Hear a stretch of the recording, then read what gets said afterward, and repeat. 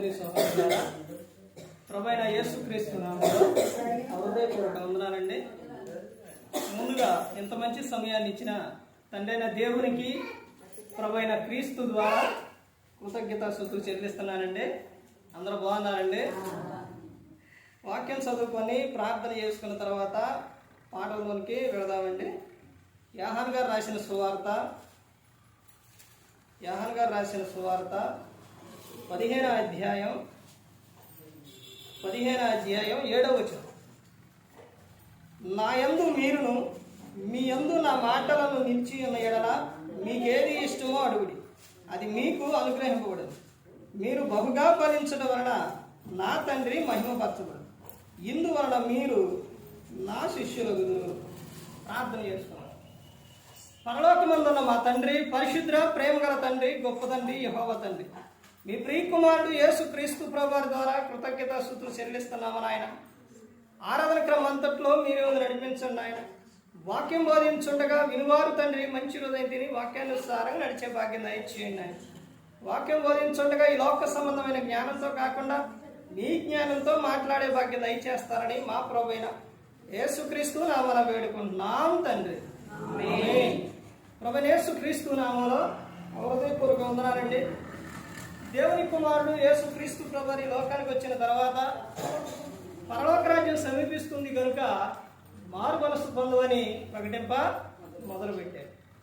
ఎందుకు ప్రతి నేను వచ్చిన కానీ ఈ మాట మీద చెబుతాను. మారు మనసు దేవుడు ఎన్ని అవకాశాలు ఇస్తారంటే, ఎన్ని అవకాశాలు ఇస్తారు? ప్రకటన గ్రంథంకి వెళితే అక్కడ చెబుతారు. ఇవన్నీ కూడా పాఠం పేరు చెప్పే ముందు ఇవన్నీ కూడా బైబిల్ గ్రంథంలో ఎన్ని పుస్తకాలు ఉన్నాయి? 66. ఈ 65 పుస్తకాల్లో చెప్పుకుంటూ వెళ్ళి ఈ 65 పుస్తకాలు భూమి మీద జరిగినాయి. 66వ పుస్తకం ఇంకా జరగల. ఈ 66 పుస్తకానికి వచ్చేసరికి ప్రకటన గ్రంథం ఒక మీటింగ్లోనే సేవకుల మీటింగ్లో ఉన్నాయి. సేవకుల మీటింగ్లో ప్రకటన గ్రంథం లేదు. ఒక బైబుల్ ప్రకటన గ్రంథం లేదు. దాని మీద చాలా జరిగింది. ఎందుకు లేదు ప్రకటన గ్రంథం అంటే అది లేదు అని చెప్పారు. మరి ఎలా చెబుతామంటే నేను దాన్ని చెప్పను అన్నారు. ఆ అవకాశం రాదుగా అన్నారు. సరే అవన్నీ ఇప్పుడు అనేది కరెక్ట్ కాదు. కానీ ఈ 66వ పుస్తకం ప్రకటన గ్రంథంలోని దేవుడు చెబుతున్న ఆ విషయం ఏంటంటే, దేవుని గొప్పదనం అక్కడ ఉంటుంది. తర్వాత మనిషి విషయంలో దేవుడు విసిగిపోయిన విషయాలు అక్కడ చెబుతారు. నువ్వు బాగుండాలి, ఫలించాలి, ఇదిగో నువ్వు ఈ విధంగా ఉండాలి, నువ్వు పరిశుద్ధంగా జీవించాలి, నీతిగా జీవించాలి, నువ్వు అబద్ధాలు ఆడకూడదు, దొంగిలించకూడదు, వ్యభిచారించకూడదు, నువ్వు జాగ్రత్తగా ఉండాలి, నువ్వు ఫలించాలి, నువ్వు ఇన్ని విషయాలు దేవుడు ఎన్నో విషయాలు చెప్పిన దేవుడు ప్రకటన గ్రంథానికి వచ్చేసరికి అలా చెబుతూ చదివారు. ఎవరన్నా బైబిల్ ఎవరన్నా చదివారా? చదువుతారా? బైబిల్ చదువుతారా? చివరి అధ్యాయంలో దేవుడు ఏం చెప్పిండు? దేవుడు పరలోక రాజ్యాన్ని గురించి చెప్పాడు. మీ ఇష్టమే కాదు, ఎవరి ఇష్టాన్ని వాళ్ళే ఉండలే, వదిలేయండి. కాదు ఎవరి ఇష్టం ఆగలే. మీరు ఎలాగన్నా ఉండండి, నీతిమంతులుగా ఉండండి, అన్యాయంగా ఉండండి, మీరు ఎట్టాన్ని ఉండండి, మీ ఇష్టమే కాదు, అలాగున్నాయి అని చెబుతాడు. ఎందుకని దేవుడు అలా చెప్పిండు? విసిగి స్టార్టింగ్లోనే విసిగిపోయిండు. చివరిదాకా ఎందుకు? స్టార్టింగ్లో ఏ పుస్తకం ఉంది? ఆది కాండంలోనే దేవుడు విసిగిపోతాడు. దేవుడు నరుణ్ణి చేసినందుకు హృదయంలోని నొచ్చుకుందంట. స్టార్టింగ్లోనే అలా నొచ్చుకున్న దేవుడు తర్వాత దేవునికి కోపం, ఆ కోపం ద్వారా మనుషులను తీసేస్తూ వచ్చాడు. వచ్చిన దేవుడు తర్వాత చూస్తే మరలా బాధ కలిగింది. అయ్యో నేను ఇలా ఎందుకు చేసినాను అని. ఏ సందర్భాల్లో వచ్చింది దేవునికి? నోవాహు కాలంలో వచ్చింది. అర్థమైందండి. మరలా అంత రాకూడదు అనేది దేవుడు చెబుతున్నాడు. అందుకనే ప్రతి ఒక్కరికి కూడా ఒక అవకాశం ఇచ్చాడు. ఎందుకు రాకడ ఆలస్యం చేస్తున్నారనంటే అందరూ అంతటను మారు మనసు పొందాలి. ఆ జ్ఞాన కాలమున దేవుడు చూసి చూడనట్టుగా ఉండగానే ఇప్పుడైతే అందరూ అంతటను ఏం పొందాలి? మారు మనస్సు పొందాలి. అంశం పాఠం పేరు ఇప్పుడు రాసుకోండి. అంశం ఏంటంటే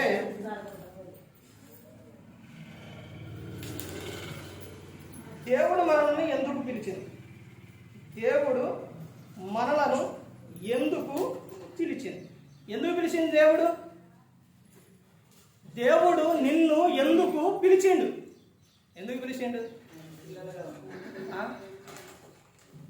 ఎందుకు పిలిచారండి? ఆ విషయం మీదే బైబిల్ గ్రంథంలో చూద్దాం. దేవుడు ఎందుకు పిలిచిండు? దేవుడు ఎందుకు మనలను ఆయన పిలుస్తున్నారు? ఎందుకు పిలుస్తుండ దేవుడు? దేవుని మందిరానికి వస్తున్నారు. వచ్చిన వారు వాక్యం విన్నారు. విన్నవారు బాత్మేషాలు తీసుకొని మందిరానికి వస్తున్నారు. వస్తున్న వారు ఎందుకు వస్తున్నారు? ఇదేంటంటే మేము మందిరానికి వచ్చి కొంచెం సేపు ఉండి పాదామంటే మీరు వచ్చిన వాళ్ళేమో ఎందుకు వచ్చారు అంటే ఎట్టండి అనుకుంటున్నారండి. రాని పిల్లల గురించి, స్కూల్కి వెళ్ళిన పిల్లల గురించి వాడు పట్టించుకుంటారా? వచ్చే పిల్లల గురించే బాధ్యత తీసుకుంటారు. దేవుడు నిన్ను ఎందుకు పిలిచిండో గ్రంథంలోనికి వెళితే యోహాను గారు రాసిన సువార్త 15వ అధ్యాయం 7వ వచనంలో చెప్తున్నారు, నా యందు మీరును మీ యందు నా మాటలను నిలిచి ఉన్న ఎడల మీకేది ఇష్టమో అడుగుడి అని చెబుతున్నారు. అడగాలి, దేవుణ్ణి అడగాలి. అది దేవునికి ఇష్టం. అదేంటంటే తల్లి దగ్గర కానీ తండ్రి దగ్గర కానీ పిల్లవాడు కానీ పాప కానీ పిల్లలు వెళ్ళి అమ్మా నాన్న అని పిలిస్తే ఎంత సంతోషమో. ఎలాంటి బాధల్లో ఉన్నా, ఏ విధంగా ఉన్నా, ఎలా ఉన్నా మరిచిపోయి చక్కగా పలుకుతారు. నేను చూస్తున్నాను కాబట్టి. అలాగే ఆ పిల్లలు నాతో ఏం చేయాలి? మాట్లాడాలి. నాతో ఏం కలిగి ఉండాలి? నాతోనే ఉండాలి. సహవాసం కలిగి ఉండాలి నా పిల్లలు. తర్వాత దేవుడు కోరుకున్న విషయం ఏంటంటే 8వ వచనంలో తర్వాత ఏమని చెప్తున్నారంటే, మీరు బహుగా ఫలించడం వలన నా తండ్రి మహిమపరచబడును. తర్వాత ఇందువలన మీరు నా శిష్యులగుదురు. మీరు భూమి మీద ఎలా ఉండాలి అని అంటే బహుగా ఫలించాలి. దేవుడు కోరుకునే విషయం ఏంటంటే భూమి మీద మీరు ఎలా ఉండాలని దేవుడు కోరుకున్నారంటే ఫలించాలి. ఏ విషయాల్లో ఫలించాలి అంటే ప్రియుడా, నువ్వు ఆత్మలో వర్ధిల్లుచున్న ప్రకారం సౌఖ్యముగా నువ్వు అన్ని విషయాల్లో ఏమవ్వాలి? ఫలించాలి అని దేవుడు చెప్తున్నాడు.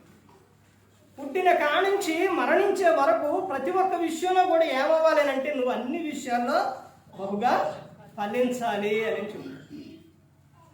తర్వాత చెప్తున్న విషయం ఏంటంటే మీరు అలా ఉండడం వలన మీరు ఏమవుతారంటే నా శిష్యులు. అంటే ఫలించడం అంటే సమ్మర్లోని ఆయా సందర్భాల్లోని వచ్చే ఫలాల గురించి చెప్పట్లా. అర్థమవుతుందండి? నువ్వు నిత్యము కూడా నువ్వు అన్ని విషయాలు ఏమవ్వాలి? ఫలించాలి. నీ మాట విషయంలో కానీ, నీ ప్రవర్తన విషయంలో కానీ, నీ క్రియల విషయంలో కానీ, ప్రతి ఒక్క విషయంలో కూడా నువ్వు ఏమవ్వాలంటే బహుగా ఫలించాలి. ఫలాలు లేకపోతే దేవుడు ఏం చేస్తారు? ఈ సందర్భం ఎప్పుడు చెప్తారనంటే 31st నాడు కానీ 1వ తారీఖుని కానీ చెప్తారు. ఫలించకపోతే ఏం చేస్తారు? యేసుక్రీస్తు ప్రభువారు మాత్రం దేవునితో మాత్రం బతిమాలుకుంటాడు అనమాట. అయ్యా ఈ ఒక్క సంవత్సరం అండి, ఈ ఒక్క సంవత్సరం అండి, చూద్దాం, ఈ ఒక్క సంవత్సరం ఫలించకపోతే తీసేద్దాం. నువ్వేమవ్వాలంటే బహుగా ఫలించాలి అని నీ దేవుడు చెప్తాడు. అలా ఫలించడం వలన మీరు ఏమవుతారంటే నా శిష్యులగుదురు, నా శిష్యులగుదురు. ఇంకా ముందుకెళ్తే దేవుడు మనల్ని ఎందుకు పిలిచెను అనే విషయం మీద ఇంకా మనం ముందుకెళ్తే అపోస్తలుడైన పౌలు గారు తెస్సలోనికీయులకు రాసిన మొదటి పత్రిక చూడండి. అపోస్తలుడైన పౌలు గారు తెస్సలోనికీయులకు రాసిన మొదటి పత్రిక 4వ అధ్యాయం 7వ వచనం చూడండి. పరిశుద్ధులగుటకే దేవుడు మనలను పిలిచిన గాని అపవిత్రులుగా ఉండుటకు పిలవలేదు. దేవుడు ఎందుకు పిలిచెను? దేవుడు ఎందుకు పిలిచిందంటే పరిశుద్ధులుగా ఉండుటకు పిలిచెను. అన్ని విషయాల్లో ఏమవ్వాలంటే పరిశుద్ధత కలిగి జీవించాలి. పరిశుద్ధత విషయంలో పరిశుద్ధాత్ముడు రాజీ పడడు. అనానీయ సపేర విషయంలో అదేగా జరిగింది. పోనీలే ఆ ఒక్క అబద్ధమేగా అని అనుకున్నారా? సరిదిద్దడండి. పరిశుద్ధాత్ముడు ఊపాడు. యేసుక్రీస్తు ప్రభువారు పరిశుద్ధాత్ముని గురించి చెప్పిన విషయాలు ఎంత పవర్ఫుల్ విషయాలు చెప్పిండంటే యేసుక్రీస్తు ప్రభువారు మనిషి కుమారునికి విరోధంగా మాట్లాడు వానికైనను పాపక్షమాపణ ఉంది, కానీ పరిశుద్ధాత్మునికి వ్యతిరేకంగా మాట్లాడు వానికి ఈ యుగమందైనను రాబో యుగమందైనను క్షమాపణ లేదు అని చెప్పి అపోస్తలుడైన పౌలు గారు చెబుతారు కదా, పరిశుద్ధాత్మను దుఃఖ అరచుకుడి అని చెప్పి. మీరు ఎలా ఉండాలని దేవుడు కోరుకున్నారంటే పరిశుద్ధులుగా ఉండాలని దేవుడు కోరుకున్నారు. పరిశుద్ధత కలిగి జీవించాలి అని దేవుడు కోరుకున్నాడు. మందిరానికి వచ్చే విషయంలో ప్రసంగి 5వ అధ్యాయం 1-2 వచనాల్లో అక్కడ ఏమనుంటుందండి? 1వ వచనంలో నీవు దేవుని మందిరానికి పోవునప్పుడు నీ ప్రవర్తన జాగ్రత్తగా ఉండాలి. ప్రవర్తన ఆరాధన ప్రారంభ ప్రార్థన మొదలు పెట్టినప్పుడు మరలా ముగింపు అయిపోయే వరకు కూడా నువ్వు వ్యర్థమైన మాట ఒక్క మాట కూడా రాకూడదు. నీకు అసలు మాట రాకూడదు. పాటలు పాడేటప్పుడు పాటలే పాడాలి, వాక్యం చెప్పేటప్పుడు వినాలి, ప్రభురాత్రి క్రమంలో సైలెంట్గా ఉండాలి. తర్వాత ముగింపు ప్రార్థనప్పుడు ప్రతి ఒక్క విషయంలో కూడా నువ్వు ఎలా ఉండాలి? జాగ్రత్త కలిగి ఉండాలి నీ ప్రవర్తన. ఎందుకనంటే అక్కడే చెబుతారు కదా, దేవుడు ఆకాశం అందుండో మనం భూమి మీద ఉండో ఆయన ప్రతి ఒక్కటి కూడా చూస్తూ ఉన్నాడు. ప్రతి ఒక్కటే చూస్తున్నాడు. మనిషి ఎలా కోరుకున్నాడంటే, ఎలా జీవిస్తున్నాడనంటే ఒక మాట ఏదైనా కానీ ఒక మాట చెబితే మనిషి వినే విధంగా లేడు. మనిషి తాను ఇష్టానుసారంగా జీవించాలని కోరుకుంటాడు. ఒక విషయం ఏదన్నా చెప్పితే దాన్ని సరిదిద్దుకుందామనే విధానం అనేది లేదు. మా చిన్న వయసులోని సేవకుడు మా ఊరు వస్తే ఎవరో తెలుసండి, అమ్మగారికి తెలుసు, ఆదం గారు వచ్చి చర్చి కాడ కూర్చుంటే అస్సలు మరలా అటు నుంచి వెళ్ళే పని లేదు. ఇక అటు నుంచి ఇక ఆయన అక్కడ కూర్చుంటే ఇక ఎవరైనా సరే అటు నుంచి పోవాలని అంటే అసలు మామూలు భయం కాదు. పిల్లలైతే ఇక ఉరకటమే. చాలా అటు కనపడితే ఎందుకు అని అంటే కొంతమంది పెద్దలు అయితే అది గౌరవంగా భావించేవాడు, పిల్లలైతే భయంగా భావించేవాడు. అందులో నేను కూడా అటు వెళ్ళాలంటే ఇటు చూసి అయ్యగా ఉండాలి, ఇలా లోపల ఉండాలి, ఎక్కడ ఉండాలి, ఉంటే వెనక తిరిగిపోవడమే. అది ఆ విధంగా ఉండేది. ఈ రోజున అది లేదు. ఈ రోజున లేదండి. సేవకుడు ముందు ఎలా పడితే అలా మాట్లాడుతాం, సేవకుడిని బయట ఎలా పడితే అలా చూస్తాం. గౌరవం లేదు, ఏమీ లేదు. అలా ఇవ్వకపోవటం వలన అది నువ్వు మర్యాద కానీ గౌరవం కానీ ఏదైనా కానీ ఒక సేవకునికి ఇవ్వకపోతే నీకు ఆశీర్వాదం కాదు. అర్థమవుతుందంటే బైబిల్ గ్రంథంలో ఎన్నో విషయాలు ఉన్నాయి. అలాంటి ఎన్నో విషయాలు ఉన్నాయండి. ఆరాధన సమయంలోనే ఒక సేవకుడు ఒక ప్రాంతానికి వచ్చి ఆయనకు చేయటం అన్నీ వచ్చు, కరెంటు పని వచ్చు, అన్నీ మొత్తం వచ్చు. కానీ ఆరాధన మొదలుపెట్టిన తర్వాత మరలా ఇక అది అయిపోయిన తర్వాతే కానీ మధ్యలో ఏవి కూడా చేయడానికి వీలు లేదు. నాకు వచ్చు కదా అని అన్ని చేయటం, అన్ని చూడటం అది జరగదు. ఆరాధన క్రమం అంటే అది క్రమంగా జరగాలి, మర్యాదగా జరగాలి. అది ప్రతి ఒక్కరూ గమనించుకోవాలి. ఏదైనా ఒక విషయం మనిషికి చెబితే మాకు ఎలా చెబితే కుదరదండి, మాకు ఎలా కుదరదు. మాకు మా ఇష్టానుసారంగా మాట్లాడాలి. బైబిల్ గ్రంథంలో తిమోతి రాసిన పత్రికలో కూడా మనుషులు ఏం కోరుకుంటారంట? కల్పనా కథలు చెప్పేవాళ్ళనే, బాధ లేకుండా బుజ్జగించేవాళ్ళనే ఎలా చెబుతారనమాట. మీ ప్రతి ఒక్కరు కూడా గమనించుకోవాలి. ఎవరికైనా కానీ, ఒక వ్యక్తికి కానీ ఎవరికైనా కానీ చేతికి కానీ కాలుకు కానీ ఒక గాయం అయిందనుకోండి, దాన్ని హాస్పిటల్కి వెళ్ళాలి. హాస్పిటల్కి వెళ్ళిన తర్వాత దూది తీసుకొని ఇలా చేస్తూ ఉంటే ఏమైంది? నొప్పి వచ్చింది. అమ్మమ్మమ్మ నొప్పి వస్తుంది, వద్దు అలా మీరేమి దాన్ని ఇచ్చేయద్దు, పైన చేసి కట్టమంటే ఆయనే పోయింది పైన చెప్పి కట్టి ఆయనకి కావాల్సింది ఆయన తీసేసుకుంటాడు. ఆ తర్వాత నువ్వు ఇంటికి వచ్చిన తర్వాత క్రమంగా ఏమైపోయింది? లోపలంతా తినుకుంటా వెళ్ళిపోయింది. చివరికి కాలు అయితే కాలు, చెయ్యి అయితే చెయ్యి తీసేది. అదే ఆ క్షణంలో నీకు నొప్పి కలిగినా కానీ దాని లోపల దూది పెట్టి మొత్తం క్లీన్ చేసి అందులో ఉన్నది మొత్తం చెడంతా తీసేసి దానికి మందేసి కడితే ఏమైపోతుంది? త్వరగా మారిపోతుంది. ప్రతి ఒక్కరూ కూడా మనిషి భూమి మీద ఎలా ఉన్నారంటే, ఏదైనా ఒక విషయం చెబుతున్నావు అని అంటే అది ఏదైనా ఒకటి బాధకరంగా ఉందనంటే, బైబుల్ అంటే వాక్యం ఏం చేస్తుంది తెలుసండి? హెచ్చరిస్తుంది, గద్దిస్తుంది, బుద్ధి చెబుతుంది. బైబుల్ అంటేనే వాక్యం. దేవుడు మనల్ని ఎందుకు పిలిచిందనంటే పరిశుద్ధులుగా ఉండుటకు పిలిచింది. ఒక సేవకుడు ఎక్కడున్నా ఎవరైనా ఏ ప్రాంతంలోనైనా సేవకుని విధంగా చెప్తున్నారు. సేవకుని విధంగా ఉండరు.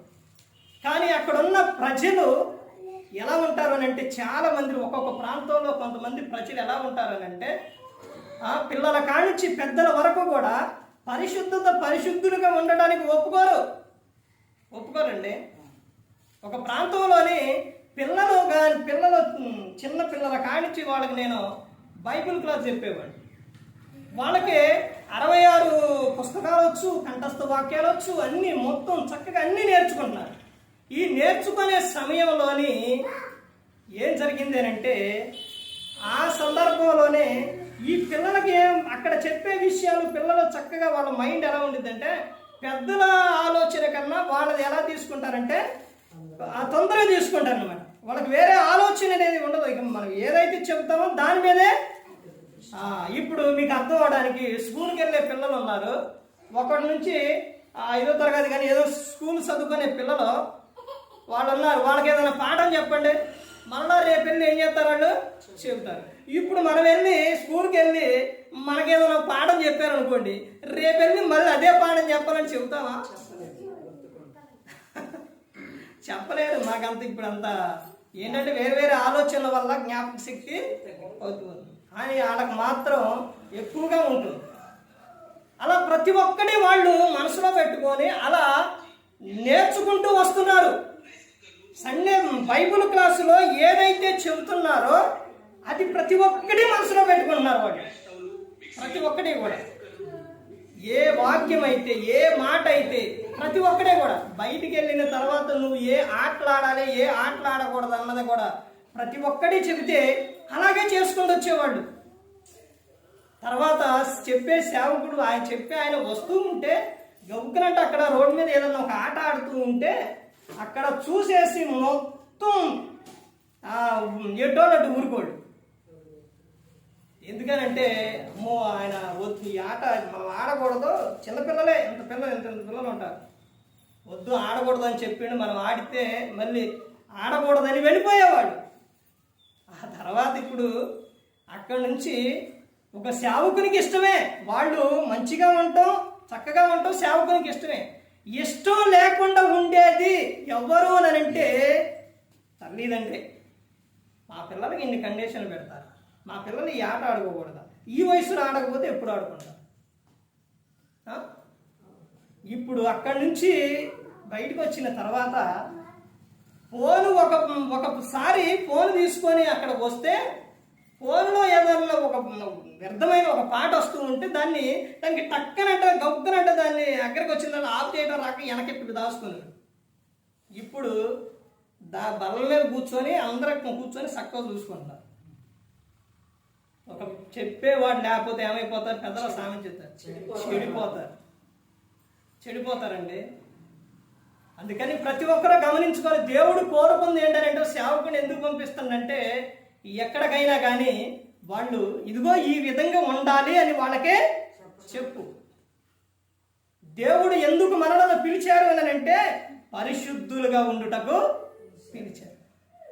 తర్వాత ఇంకా ముందుకెళ్తే అపోస్తలుడైన పౌలు గారు కొరింథీయులకు రాసిన మొదటి పత్రిక, ఇవి రాసుకోండి, మీకు ప్రతి ఒక్కరికి కూడా ఫ్యూచర్లోనే చాలా ఉపయోగపడతాయి ఈ విషయాలు. మీరు మనసులో పెట్టుకోవాలి, ఆలోచనలో పెట్టుకోవాలి అని అంటే అవి కొన్ని మర్చిపోవచ్చు, కానీ రాసుకున్నది మాత్రం ఎప్పటికైనా అలాగా ఉండిపోతుంది. నువ్వు రాసుకున్న బుక్ ఏదైతే ఉందో నీ తర్వాత నీ పిల్లలు చూడవచ్చు, వాళ్ళ పిల్లలు చూడవచ్చు. ఈ బుక్ నేను ఎప్పుడు రాశాను, వచ్చిన కొత్తలో రాశాను పాటలు, అప్పటికిప్పుడు అలాగే ఉన్నాయి. ఎంతోమంది బుక్ తీసుకొని ఎంతోమంది పాడారు. అలాగే నువ్వు రాసుకుంటూ ఉంటే ఏదైనా పాట అయినా వాక్యమైనా అది వ్యర్థమయ్యి పోదు. అపోస్తలుడైన పౌలు గారు కొరింథీయులకు రాసిన మొదటి పత్రిక 1వ అధ్యాయం 9వ వచనంలో చూడండి. మన ప్రభువైన యేసుక్రీస్తు తన కుమారుని సహవాసమునకు నిన్ను పిలిచిన దేవుడు నమ్మదగిన వాడు. దేవుడు మనల్ని ఎందుకు పిలిచినంటే సహవాసం, ఆయనతో సహవాసం కలిగి ఉండాలని దేవుడు పిలిచింది. ఆయనతో సహవాసం కలిగి ఉండాలంటే ఎవరు సహవాసం కలిగి ఉంటారు? ఈ లోకంలోనే మూవీ చూసే వాళ్ళతో ఎవరు చేస్తారు? మూవీ చూసే వాళ్ళే చేస్తారు. తాగే వాళ్ళతో తాగేవాళ్ళే చేస్తారు. దొంగలతో దొంగే చేస్తారు. మరి దేవుడు ఎవరు అని అంటే పరిశుద్ధుడు. ఆయనతో సహవాసం చేయాలంటే అలా ఉన్నవారే పరిశుద్ధులే సహవాసం చేయగలరు. ఇప్పుడు అందరూ ఆయన యొద్దకు వచ్చారు అని అంటే, ఆయన దగ్గరకు మీరు అందరూ వచ్చారు అని అంటే ఆయనతో సహవాసం చేయటం కోసం, ఆయనతో ఉండుటకు వచ్చారు. ఆయనతో ఉంటే మాకేంటండి ప్రయోజనం అని అంటే, తల్లిదండ్రి దగ్గర పిల్లలు ఉంటే వాళ్ళు ఎంత ధైర్యంగా ఉంటారు? చాలా ధైర్యంగా ఉంటారు. ఎవరైనా ఒక వ్యక్తి ఏదో ననిగానా ఊపుకొస్తుంది, ఒక వ్యక్తి కొట్టడానికి వచ్చింది అనుకోండి, పిల్లవాడు ఎక్కడ పోతారు? తల్లిదండ్రి దగ్గరకు పోయి ఏమంటాడు? రా ఇప్పుడు రా అంటాడు. ఎందుకని? ధైర్యం అండి. అదే క్రీస్తుతో ఉంటే మనకు ధైర్యం. నేను చాలా ఈ అంశాలు మాట్లాడాను. ఒక అంశం ఏంటంటే, క్రీస్తు నీలో ఉంటే నీవే ఎవరో సింహం. సింహం ఎలాగైతే ధైర్యంగా ముందుకు వెళుతుందో, సింహానికన్నా బలమైనది అడవిలో లేవా? సింహం కన్నా ఉన్నాయి, ఏనుగు ఉంది. మరి సింహం కన్నా ఎత్తుగా ఉంది లేదా? జిరాఫీ. తర్వాత సింహం కన్నా స్పీడ్గా పరిగెత్తే లేవా? పులి, లేడి, చితుకులు, ఇవన్నీ ఉన్నాయి. కానీ సింహమే అడవికి రాజు. ఎందుకు? ధైర్యం. దేనికి వెనకడుగు వేయడం, ధైర్యంతో ముందుకు వెళ్ళింది. అలాగే క్రీస్తు నీలో ఉంటే నీవే ఒక సింహం. అర్థమైందండి? ధైర్యం. ఎందుకనంటే క్రీస్తు నీలో ఉంటే, ఆయనతో సహవాసం చేస్తే నువ్వు పరిశుద్ధంగా జీవిస్తావు. నీ మాట తీరు బాగుంటుంది, నీ ఆలోచన బాగుంటుంది, నీ నడక బాగుంటుంది, ప్రతి ఒక్కటి కూడా మంచిగా ఉంటుంది. కాబట్టి నిన్ను నిందించుటకు ఇక విరోధికి అవకాశం అనేది ఉండదు. దేవుడు చెబుతారు, స్త్రీ గృహ పరిపాలన విషయంలో నిందించుటకు విరోధికి అవకాశం ఇవ్వకూడదు అని చెప్తారన్నమాట. అలా ఉండాలి అని అంటే క్రీస్తు నీలో ఉండాలి. క్రీస్తుతో నువ్వు సహవాసం చేయాలి. క్రీస్తుతో నువ్వు సహవాసం చేస్తే దొంగతనం చేస్తావు, నువ్వు వెళతావా? వెళ్ళవు. మందు తాగుతావా? ఎవరైనా కానీ ఈ గ్రంథం పట్టుకొని ఈ గ్రంథం ఎలా పెట్టుకొని మందు కొట్టుకు వెళ్ళి మందు తాగుతారంటే పెట్టుకొని పట్టుకొని తాగరు. అర్థమవుతుందండి? భయం వచ్చేసిద్ది. దేవుడు ఉంటే పాపం చేయరు. అర్థమైందండి? దేవుడు లేకుండా, దేవుని యొద్దకు రాకుండా, దేవునితో సహవాసం కలిగి లేకుండా ఉంటేనే నువ్వు పాపానికి ఇదైపోతావు.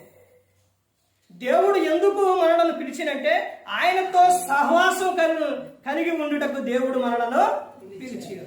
తర్వాత ఇంకా ముందుకెళ్తే ఇంకా ఎందుకు పిలిచిందంటే పేతురు గారు రాసిన మొదటి పత్రిక, ఇక ముగిస్తాం చూడండి. పేతురు గారు రాసిన మొదటి పత్రిక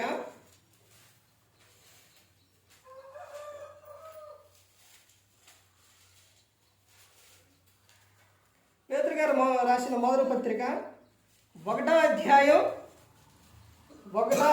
పేతురు గారు రాసిన మొదటి పత్రిక 2వ అధ్యాయం 9వ వచనం చూడండి. అయితే మీరు చీకటిలో నుండి ఆశ్చర్యకరమైన తన వెలుగులోనికి మిమ్మల్ని పిలిచిన వారి గుణాతిశయములను చేయు నిమిత్తము ఏర్పరచబడిన వంశమును, రాజులైన యాజక సమూహము, పరిశుద్ధ జనమును, దేవుని సొత్తైన ప్రజలై ఉన్నారు. చూశారండి ఎలా ఉన్నారంట? దేవుని సొత్తై ఉన్నారు, దేవుని ప్రజలై ఉన్నారు. తర్వాత ఇంకా ఏమని చెప్తున్నారంటే రాజులైన యాజక సమూహం. మీరెవరో? రాజులైన యాజక సమూహం. అయితే దేవుడు ఎందుకు పిలిచిండన్నదే ఆ పైన వచనాల్లోనే చెబుతున్నాడు అన్నమాట. ప్రచురం దేని గురించి ఏంటంట నేను చెబుతున్న విషయం అక్కడే చూడండి. అయితే మీరు చీకటల నుండి ఆశ్చర్యకరమైన తన వెలుగులోనికి మిమ్మల్ని పిలిచిన వాని గుణాతిశయములను ప్రచురము చేయు. గుణాతిశయం అంటే దేవుని యొక్క గొప్పతనం, ఆయన గుణం, ఆయన ఒక లక్షణాలు, అవన్నీ కూడా మనిషి ఏం చేయాలి? ప్రచురము చేయాలి. ప్రచురం చేయాలి. ప్రభురాత్రి క్రమం తీసుకునేటప్పుడు ఏదో ఇక్కడ చదువుతున్నాం, అక్కడ ఆ సంఘ పెద్ద వెంకటేశ్వర గారు ఇస్తున్నారు, తీసుకుంటున్నాం, అయిపోతుంది. అంతేనా? తీసుకున్న తర్వాత ఏం చేయాలో అక్కడే చెప్తారనమాట. అక్కడే చెప్తారు ఏం చేయాలంటే. తీసుకున్న ప్రతి ఒక్కరు కూడా అలా మౌనంగా ఉండకూడదు. తీసుకున్న ప్రతి ఒక్కరు కూడా క్రీస్తు మరణ పునరుద్ధరణ గురించి ఏం చేయాలి? ప్రచురించాలి, ప్రకటించాలి. లేదండి సంఘంలోని మమ్మల్ని మౌనంగా ఉండమన్నారు, మాట్లాడకూడదన్నారు, మేమెందుకు చెబుతామండి అనుకుంటున్నారా? సంఘంలోని ఆరాధన క్రమం, తర్వాత సంఘంలో పురుషుడు ఉంటాడు కాబట్టి అక్కడ పురుషుడు నడిపిస్తారు. కానీ పురుషుడైనా స్త్రీ అయినా ప్రతి ఒక్కరు కూడా బయటికి వెళ్ళిన తర్వాత చెప్పాలి. తీతుకు రాసిన పత్రికలోని స్త్రీ తన ఎంట ఉండి పురుషులకు, తన భర్తకు, పిల్లలకు ఏం చెప్పాలంట? నేర్పుకోవాలి, వాక్కు నేర్పుకోవాలని ఉన్నది. దేవుని గొప్పతనం, ఆయన గుణాతిశయం అంటే ఏం చేయాలి? ప్రచురం చేయాలి. యేసు క్రీస్తు ప్రభువు ఎందుకు వచ్చారు, ఆయన ఎలాంటి ఆయన ఏం చేశారు, ఇవన్నీ కూడా ప్రతి ఒక్కటి కూడా ఏం చేయాలి? చెప్పాలి. తర్వాత నీవు ఈ లోకంలో ఎలా ఉండాలి, లోకం విడిచిన తర్వాత ఎక్కడికి వెళతావు, ఏం జరుగుతుంది, ఇవన్నీ కూడా ప్రతి ఒక్కటి కూడా ఏం చేయాలి? చెప్పాలి. ఆయన ఎలాంటి ఆయన చెప్పాలి. క్రీస్తుని గురించి ఎలాంటి ఆయన చెప్పండి. క్రీస్తు ఎలాంటి ఆయన? ఆశ్చర్యకరుడు, ఆలోచనకర్త, నిత్యుడకు తండ్రి, సమాధానకర్త, ఇంకా చెప్పండి. మహాగణుడు, మహోన్నతుడు, సర్వాధికారి. ఇంకా మీరు ఇది వరకే చిన్నప్పుడు కానీ ఇప్పుడు కూడా టీవీలోని సీడీలోని వేసేవాళ్ళు సినిమాలు. ఏం సినిమాలు అవి? మరి అవన్నీ చెప్పరే? అవన్నీ చూడలేదా? ఏంటంట? కరుణామయుడు, దయామయుడు, ప్రేమామయుడు. ఎక్కడున్నప్పుడు ఇవే చెప్పాలి మనిషికి. ఎక్కడున్నప్పుడు ఇవన్నీ ఎక్కడున్నప్పుడు అండి? కరుణామయుడు, దయామయుడు, ప్రేమామయుడు, ఇవన్నీ ఎక్కడున్నప్పుడు? భూమి మీద, ఈ లోకంలో ఉన్నప్పుడే. ఎందుకు ఈ లోకంలో ఉన్నప్పుడు దేవుడు కరుణామయుడు, ప్రేమామయుడు, జాలి, కరుణ ఇవన్నీ దేవుడి లోకంలో మనిషి మీద ఎందుకు చూపిస్తుండో? ఎందుకు చూపిస్తున్నానంటే తన పిల్లల కాబట్టి.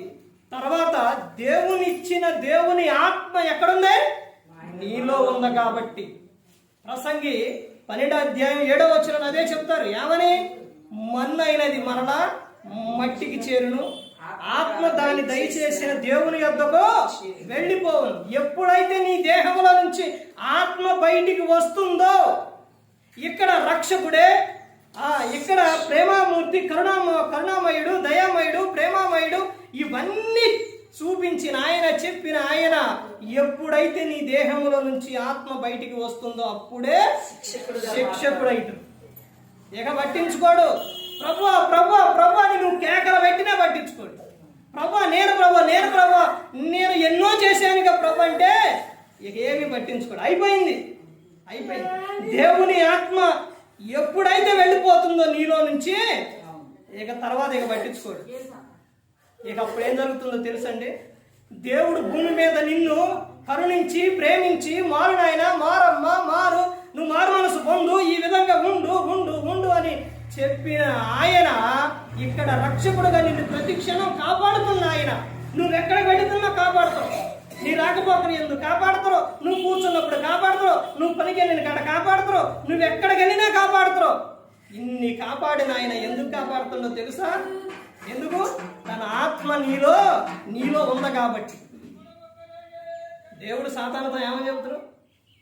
ఏమోనండి, మాకేం తెలుసు అండి, మాకేం తెలుసు, మీరు చేస్తే ఇప్పుడేంటో తర్వాత పాడితే లేకపోతే మర్చిపోతాం అనుకుంటారండి.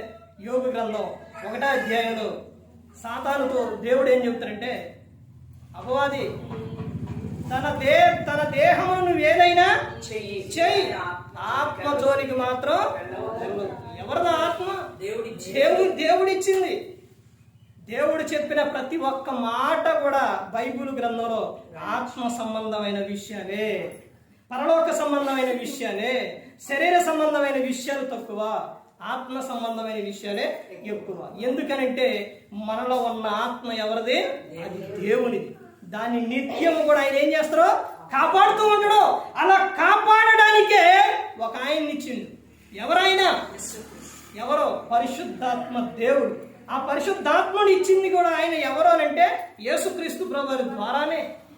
యేసుక్రీస్తు ప్రభువారి ద్వారా ఇప్పుడు నిత్యం మనం నడిపిస్తుంది ఎవరు అంటే పరిశుద్ధాత్మ దేవుడు. నువ్వు పాపం చేయడానికి వెళుతున్నప్పుడు, లేకపోతే ఒక దొంగతనం చేయడానికి వెళ్ళినప్పుడు నీలో ఏం కలుగుతుందో తెలుసా? భయం అనేది వచ్చేస్తుంది. ధైర్యంగా చేయలేవు. పాపం కానీ దొంగతనం కానీ ఏదైనా తప్పు చేయాలని అంటే నువ్వు ధైర్యంగా వెళ్ళి తీసుకురా, ధైర్యంగా చేయలేవు. ఎందుకనంటే నీలో భయం. ఆ భయం ఏమి చూస్తుందంటే ఇది వద్దు అని పరిశుద్ధాత్ముడు చెప్తాడు, ఇది చేయొద్దు అని పరిశుద్ధాత్ముడు చెప్తాడు. ఎందుకనంటే పరిశుద్ధాత్ముడు మన దేహంలో ఉన్న ఆత్మను ఆయన ఏం చేయాలో తెలుసండి? కాపాడాలి, నడిపించాలి. అది దేవుడు, తండ్రి అయిన దేవుడు పరిశుద్ధాత్మ దేవునికి చెప్పిన విషయం. ఆయన కూడా పరిశుద్ధాత్ముడు మరి ఎవరి గురించి చెప్పాలి, ఎలా అని అన్నప్పుడు యేసుక్రీస్తు ప్రభువారే చెబుతారు. ఏమని తెలుసండి? పరిశుద్ధాత్మ దేవుడు ఆయన చెప్పిన విషయం, యేసుక్రీస్తు ప్రభువారు ఏ విషయాలు అయితే చెప్పారో పరిశుద్ధాత్మ దేవుడు అవే మనకు ఏం చేస్తారో గుర్తు చేస్తూ ఉంటాడు. కుమారుడు అంటే తండ్రికి పరిశుద్ధాత్మ చాలా ఇష్టం. అర్థమైందండి?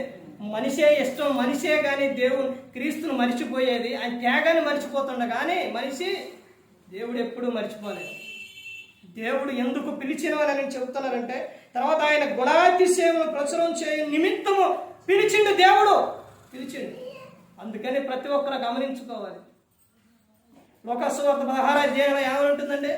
ఎవరి గురించి ఉంటుంది అక్కడ? లాజరు ధనవంతుడు సందర్భాల్లో ఏమని చెబుతారండి? ఏమని చెప్తారు ధనవంతుడి గురించి? అయ్యా, నీవు నీ జీవిత కాలం అంతా కూడా ఏం చేసినావు? నీకు ఇష్టం వచ్చినట్టు బ్రతికావు, నీ ఇష్టానుసారంగా బ్రతికావు. దేవుడు అంటే లెక్కలేదు, చెప్పినా కానీ వినలేదు.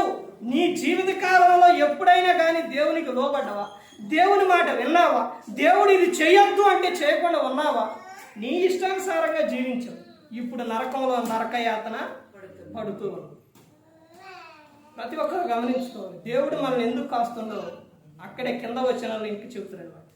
దేవుడు మన ఎప్పుడు కూడా విడిచిపెట్టలేదు. ఎందుకనంటే నేను ఇన్ని విధాలుగా జీవిస్తున్నా కానీ నేను మందిరానికి వెళ్ళట్లేదు, లేకపోతే నేను నా ఇష్టానుసారం జీవిస్తున్నా, ఎందుకు దేవుడు విడిచిపెట్టట్లేదు అని అంటే దేవుని ఆత్మ మనలో ఉంది కాబట్టి. అందుకనే ఆయన విడిచిపెట్టట్లేదు. అందుకనేనండి మత్తయి గారు రాసిన సువార్త, లూకా గారు రాసిన సువార్త, ఆ సువార్తలోని ఎవరికి భయపడాలి అంటే, ఎవరికి భయపడాలి? దేవునికి భయపడాలి. భయపడకపోతే ఏం జరుగుతుంది అనేది అక్కడ చెప్తే ఆత్మ చెప్పిద్దంట ప్రతి ఒక్కటి కూడా. అలా వినకపోయినప్పుడు నరకంలో ఆడ కాలిపోతున్న సమయంలో ఆత్మ చెప్పిద్దంట. అప్పుడు ఏమని? నేను భూమి మీద ఎన్ని విషయాలు చెప్పింది నీకు, ఒక్క మాటన్నా విన్నావా? చేయొద్దు మారు మనసు పొందు, మంచిగా ఉండని నేను ఎన్ని విషయాలు చెప్పాను, నువ్వు విన్నావా? వినలేదు. అప్పుడు అక్కడ ఎంత చెప్పినా కానీ ప్రయోజనం లేదు. అయితే దేవుడు ఆత్మను దేహమును రెండిటిని కలిపి ఎక్కడ పడేస్తారో? అగ్నిలో, నరకంలో పడేస్తారంట. నరకంలో. అందుకని ప్రతి ఒక్కరు గమనించుకోవాలి. ఈ జీవితకాలం, క్రీస్తు మనకిచ్చిన జీవితకాలంలో ఎన్నో శ్రమలు, బాధలు, నిందలు ఎన్ని వచ్చినా కానీ క్రీస్తు నుండి వేరై వెళ్ళకూడదు. అలా వెళ్ళిపోతే నరకానికి వెళ్ళిపోతారు. నరకానికి వెళ్ళిపోతే అగ్ని ఆరదు, పురుగు సాగు. దేవుడు ఎందుకు మనల్ని కాపాడుతున్నారు, తర్వాత దేవుడు మనల్ని ఎందుకు పిలిచినవనంటే ఆయన గుణాతిశయములను ప్రచురం చేయడానికి. దేవుడు ఎలాంటి వాడు అన్నది మనిషి ఏం చేయాలి? ప్రచురించాలి, చెప్పాలి. అలా చెప్పడం వలన ఒక విధానం ఏంటంటే నీకు దీవెన వస్తుంది, ఆశీర్వాదం వస్తుంది. తర్వాత నువ్వు ఈ లోకం విడిస్తే పరలోకానికి చేరుతావు. తర్వాత ఇంకా చెబుతున్న విషయం చూడండి. ఇంక 2 విషయాలు చూసి ముగించుకుందాం. పేతురు గారు రాసిన, ఇక్కడ చూడండి, మొదటి పత్రిక 3వ అధ్యాయం వచ్చిన 9వ వచనం చూద్దాం. ఆశీర్వాదమునకు వారసులగుటకు మీరు పిలవబడితిరి కనుక కీడుకు ప్రతి కీడైనను దోషులకు ప్రతి దోషునైనను చేయక దీవించుడే. దేవుడు ఎందుకు పిలిచిను అని అంటే ఆశీర్వాదములకు వారసులగుటకు పిలిచెను. దేవుడు మనల్ని ఎందుకు పిలిచిండు? ఆశీర్వాదములకు వారసులగుట. ప్రతి ఒక్క సందర్భంలో కూడా భక్తులు వాళ్ళు రాసిన గ్రంథాల్లో చెబుతారు కదా, మీరు బహుగా ఫలించాలి, మీరు ఆశీర్వాదకరంగా ఉండాలి. ఎఫెసీయులకు రాసిన పత్రికలో పౌలు గారు కూడా చెబుతారు, 1వ అధ్యాయం 2-3 వచనాలు అక్కడ ఏమని చెప్తారంటే పరలోకమందు మనకు ఆశీర్వాదం ఉందంట. ఎలాంటి ఆశీర్వాదం ఉందనంటే ఆత్మ సంబంధమైన ఆశీర్వాదం. ఇక్కడ పేతురు గారు చెప్తున్న విషయం ఏంటి? దేవుడు మనల్ని ఎందుకు పిలిచినంటే అక్కడే చెప్తున్నారు ఏమని? ఆశీర్వాదములకు వారసులగుటకు మీరు పిలవబడితే. ఆశీర్వాదములకు ఏమవ్వాలంట? వారసులవ్వాలి. హక్కుదారులు అనమాట. అంటే ఆస్తికి వారసులు ఎలాగో అలాగే ఆశీర్వాదములకు కూడా ఏమవ్వాలి? మీరు ఆశీర్వాదాలకు వారసులు అవ్వాలి. 2 వ్యక్తులు ఉన్నారంట, అర్థవాడని చెబుతున్నారు. ఒక ఆమెమో ఈ పక్క, ఒక ఆమెమో ఈ పక్క. ఏం మాట్లాడే ఈ పైకి వెళ్తానే, ఏం మాట్లాడే ఈ పైకి వెళ్తాను. ఏమేమో అన్నీ బూతు మాటలు, లేకపోతే అందరిని శపించడం, అందరిని మీరు అదైపోను ఇదైపోను, ఇక అవన్నీ ఇక నోరు తెరిస్తే ఆ మాటలే. ఈ మాటలు కూడా ఏడికి వెళ్తానే, పైకి వెళ్తాను. అప్పుడు దేవుడు అంట ఏంటి ఈ మాటలు అన్నంట. అప్పుడు అక్కడ ఉన్నవాళ్ళు చెప్పారంట అందరినీ శపించడం, తిట్టడం ఇవే చేస్తుందండి అని అంటే, అయితే ఆమె మాట్లాడే ఆమె చేసే అన్ని ఆమె మీదకే పోగాకన్నట్టు. మరి ఈ పక్కే మాట్లాడుతుంది, ఏమేం చేస్తుంది? ఏమేమి కూడా పైకి వెళ్తాయి. ఏమందరినీ ఏం చేస్తుంది? దీవించడం, ఆశీర్వదించడం, మీరు బాగుండాలి, ఫలించాలి, అని ఏమంటుందంట. ఇవేంటనంటే ఏమందరినీ దీవిస్తుందంటే ఆశీర్వదిస్తుంది, బాగుండాలంటుంది అని చెప్పారు. అయితే ఆమె మాట్లాడే ఆమె మీదకే వెళ్ళుగా. ఇప్పుడు ఎవరు మీదకి వస్తే వారి పరిస్థితి ఎలా ఉంటుంది ఒకసారి ఆలోచించండి. తిడితే బూతులు మాట్లాడితే ఎదుటిన్నోళ్ళు కూడా అదే అంటారు. ఏమైతే అంటుందో అవి కూడా అవే ఆమె మీదకి వస్తుంది. నువ్వు బాగుండాలి, నువ్వు దీవెనకరంగా ఉండాలి అని ఆశీర్వదిస్తుంది. ఎదుటిన్నోళ్ళు కూడా ఏం చేస్తారు? అమ్మ నువ్వు కూడా బాగుండాలి, ఆశీర్వాదకరంగా ఉండాలని చెబుతుంది. అదే చెబుతున్నారు ఇక్కడ. ఆశీర్వాదములకు మీరు ఏమవ్వాలంట? వారసులు అవ్వాలి. తమ ఆస్తికి ఎలా అయితే వారసులు అవుతారో అలాగే ఆశీర్వాదములకు కూడా ఏమవ్వాలి? వారసులు అవ్వాలి అని చెబుతూ కింద చెబుతున్న విషయం చూడండి. గనుక కీడుకు ప్రతి కీడైనను దోషణకు ప్రతి దోషణైనను చేయక దీవించుడి. ఏం చేయాలండి? ప్రతి ఒక్కరిని ఏం చేయాలి? దీవించాలి. దోషణకు ప్రతి దోషణ చేయకూడదు. వాళ్ళు ఒక్క మాట అంటే నువ్వు నన్ను అంత మాట అంటావా అని నువ్వు 4-5 మాటలు అనకూడదు. అర్థమవుతుందండి? వాళ్ళు ఏదన్నా కానీ నువ్వు బాగుండాలమ్మా, నువ్వు మంచిగా ఉండాలయ్యా అని వాళ్ళు ఏం చేయాలి? దీవించాలి. ఆ దీవెనే నీకు తిరిగి వస్తుంది. నువ్వేదైతే మాట్లాడతావో అదే తిరిగి వస్తుంది. ఒక విషయం ఏంటంటే జీవ మరణములు ఎవరి వశంలో ఉన్నాయంటే దేవుని వశంలో. జీవ మరణములు దేని వశంలో ఉన్నాయంటే 4 వశంలో ఉన్నాయి అన్నమాట. అర్థమవుతుందండి? మాట్లాడే మాటను బట్టే ఉంటుంది మన జీవితం. ఎలాంటి విషయాలు ఎన్నో చెప్పారు యేసుక్రీస్తు ప్రభువు. మన జీవితం ప్రతి ఒక్క మాట కూడా నేనేదో మాట్లాడేస్తున్నలే, నేనేదో అంటున్నానులే, నా ఇష్టంలే, నా నోరులే, నా నాలుకలంటే అదే నీకు ప్రమాదం తెస్తుంది. ఎలా ప్రమాదం తెస్తుంది అని అంటే సాతాను అపవాది ఆదాము కానించి ఆ పిల్లల కానించి కూడా యేసుక్రీస్తు ప్రభువారు తండ్రి అనే దేవుడు కోరుకుంది ఏంటంటే యేసుక్రీస్తు ప్రభువారిని ఈ లోకానికి పంపించాలి అని తండ్రి అనే దేవుడు అనుకున్నారు.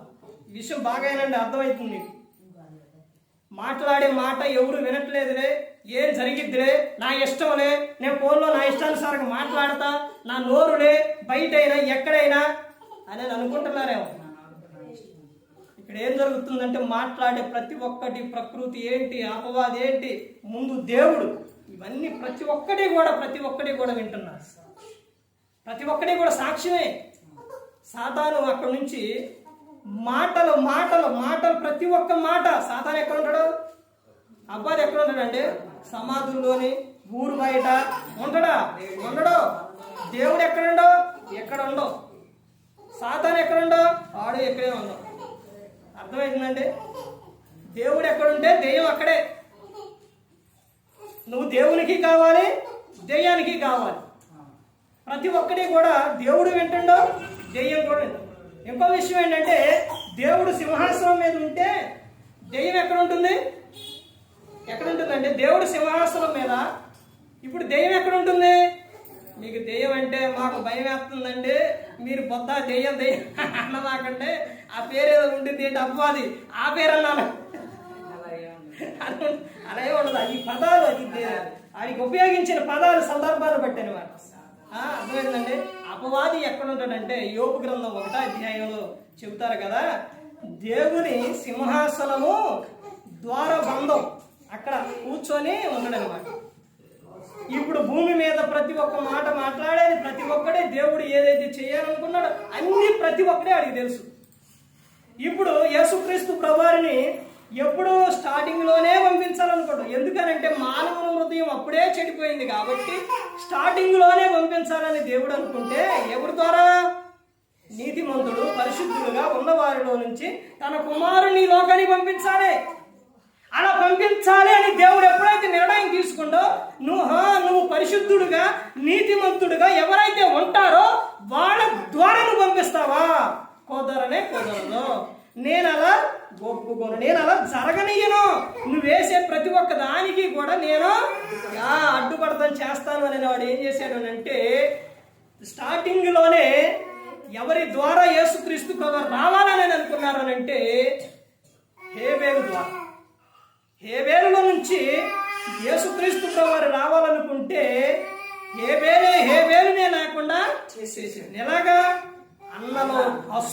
కక్ష, భేదం ఇవి పొరపాటును కూడా ఉండకూడదండి. అంటే అసలే ఉండకూడదు మనిషికి. అవి ఉంటే ఏమవుతుంది తెలుసండి, ముందు ఎక్కడ మొదలవుతుందంటే కోపంతో మొదలవుతుంది. అందుకే దేవుడు కోపం గురించి చాలా విషయాలు చెప్పాడు. దేవుని కోపం అదే నరుని కోపం దేవుని నీతిని నెరవేర్చదు. కోపం నీలో ఉండకూడదు. అదే చెబుతారు, కోపం సూర్యుడు అస్తమించు వరకే ఉండాలి, తర్వాత నిలిచి ఉండకూడదు. తర్వాత నిలిచి ఉంటే ఏం జరుగుతుంది అని అంటే, కోపం అలా పెట్టుకొని పడుకుంటే ఏమవుతుందంటే దేహం అంతా పాయిజన్ అయిపోతుంది. కోపానికి ఉన్న లక్షణాలు ఏంటంటే, ఇంకా కోపంతో పాటు వస్తుంది దానికి పిలకలు ఉంటాయి అన్నమాట. పిలకలు కొమ్మకే, ఏరుకి కొమ్మకి ఎలాగైతే ఉంటాయో కోపానికి కూడా అలా వస్తాయి అన్నమాట. కోపంతో అసూయ మొదలైంది, కక్ష మొదలైంది. తర్వాత ఏమైపోతుందంటే ప్రతి ఒక్కటి వచ్చేసి మనిషిని హత్య చేసే వరకు వెళ్ళిపోతుంది కోపం. అలాగే కయ్యోను అలాగే పెట్టుకోండు, తమ్ముడు మీద ముందేం పెట్టుకోండు, కోపం పెట్టుకోండు, అసూయ వచ్చింది, కక్ష వచ్చింది. తర్వాత ఏం ఏమైంది, తనను చంపేసి ఎవరినే హేబేలు. అందుకనే కోపం అనేది మనిషిలో ఉండకూడదనేది గ్రంథం. ఈ కోపం ఏమని చెబుతుంది, దాన్ని తీసేయాలని చెబుతుంది. ఇంకా ఏం చెబుతుంది, మరి కోపం లేకపోతే ఏం కావాలని అంటే, ప్రతి ఒక్కటి కూడా నీలో కావాల్సింది, నీలో ఉండవలసింది ఏంటంటే దీర్ఘశాంతం. దీర్ఘశాంతం నువ్వు కలిగి ఉండాలని ఎన్నో తీతుకు రాసిన పత్రికలో కానీ ప్రతి ఒక్క విషయంలో చెబుతారు. భూమి మీద ఈ లోకంలో ఎలా జీవించాలన్నదే అక్కడ ప్రతి ఒక్కటే కూడా చెబుతారు. అలా సాతాను అలా వస్తూ అవన్నీ విషయాలు ఒక్కొక్కరు తప్పించుకుంటూ వచ్చింది. తర్వాత అబ్రహాం గారి ద్వారా, తర్వాత ఇస్సాకు, యాకోబు, వీళ్ళందరినీ ప్రతి ఒక్కరిని కూడా ఏదో విషయంలో తప్పించుకుంటూ ఏదో ఒక పొరపాటు, ఒక లోపం చేసుకుంటూ అలా వచ్చి యాకోబు గారి దగ్గరకు వచ్చేసరికి యాకోబుని తప్పించింది. కానీ యాకోబు పిల్లల కాడికి వచ్చేసరికి అపవాదికి అర్థం అవ్వలేదు. ఎవరు మాట్లాడట్లా, ఎవరు చెప్పట్లా. ఒకడు కాదు తప్పియడానికి, ఇద్దరు కాదు, ఎంతమంది ఉన్నారు, 12 మంది ఉన్నారు. ఈ 12 మందిలో యేసుక్రీస్తు ప్రభువు ఎవరి ద్వారా వస్తారు అన్నది అర్థం అవ్వాలి. ఎవరు చెప్పట్లేదు. అప్పుడు అపవాదికి అసలు అర్థం అవ్వలేదు. అప్పుడు సమయం చూస్తే, కాలం చూస్తే ముందుకెళ్ళిపోతుంది. వీళ్ళకి పెళ్ళిళ్ళు అయిపోతుంది, వాళ్ళ పిల్లలు పడుతున్నారు. కానీ ఎవరి నుంచి వస్తారు అన్నది మాత్రం బయటికి రాదు.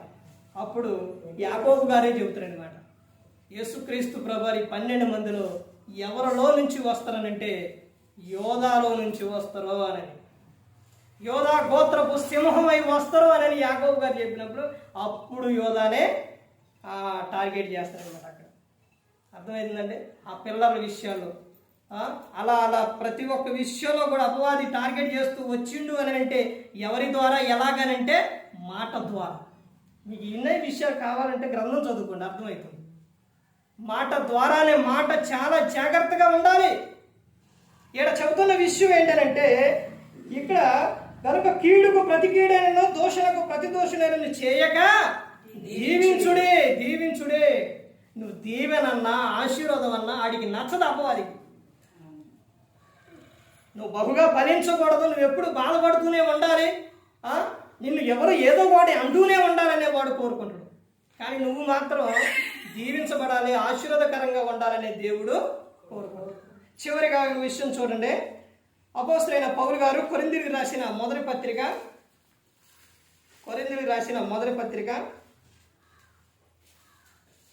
1వ అధ్యాయం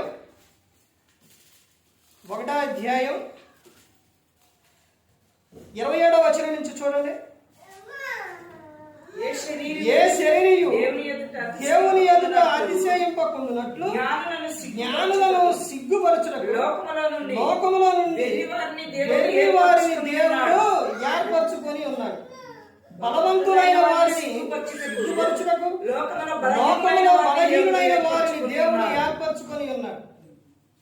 ఎన్నికైన వారిని వ్యర్థము చేయుటకు లోకంలో నీచులైన వారిని, తృణీకరింపబడిన వారిని, ఎన్నికలేని వారిని దేవుడు ఏర్పరచుకొని ఉన్నాడు. దేవుడు ఎందుకు పిలిచిందేనంటే జ్ఞానులను సిగ్గుపరచుటకు వెర్రి వారిని పిలిచెను. దేవుడు నేను జ్ఞానిని కదా అని నువ్వు అనుకుంటే నీ జ్ఞానం అంతా కూడా ఏమైపోతుంది? మురికి గుడ్డవలే, వ్యర్థమని చెప్తున్నా. అర్థమవుతుందండి. దేవుడు మనలను ఎందుకు పిలిచిను అని అంటే ఎన్ని విషయాలు చెప్పావంటే, ఒకటి, నువ్వు భూమి మీద బహుగా ఫలించాలని దేవుడు పిలిచిండు. నువ్వు అలా ఫలించటం వలన ఏమవుతుంది? తండ్రి మహిమ పరచబడుతురు. తర్వాత నువ్వు యేసుక్రీస్తు ప్రభువారికి ఏమవుతావు? శిష్యులు అవుతారని చెప్తావు. తర్వాత ఆయన చెప్తున్న విషయం ఏంటంటే, పరిశుద్ధులుగా ఉండుటకు ఆయన పిలిచెను, తర్వాత సహవాసములకు పిలిచెను, తర్వాత ఆయన గుణాతిశయములను ప్రచురం చేయ నిమిత్తం పిలిచెను, ఆశీర్వాదములకు వారసులగుటకు పిలిచెను, తర్వాత జ్ఞానులను సిగ్గుపరచుటకు వెర్రి వారిని పిలిచెను. నా స్థితి నింతే, నేను ఎందుకు పనికిరాను, నన్ను ఎవరు పట్టించుకోరు అనుకునే వారు ఎవరైతే ఉన్నారో వారు ప్రతి ఒక్కరు గమనించుకోవాలి. దేవుడు మిమ్మల్నే పిలుస్తాడు. దేవుడు ఏం చూస్తారని అంటే పై రూపాన్ని చూడ దేవుడు అంతరంది ఏమంటే హృదయాన్ని చూస్తారు. నీ హృదయం ఎలా ఉంది? నా స్థితి ఇంతే, నా గతి ఇంతే, ఇవన్నీ నువ్వు అనుకుంటున్నావేమో, బాధపడుతున్నావేమో. దేవుడు నిన్ను చూస్తూ ఉన్నాడు. ప్రతి ఒక్కరి దేవుని దృష్టిలో నువ్వు ఉన్నావు. అది ఎప్పుడు కూడా నువ్వు మర్చిపోకూడదు.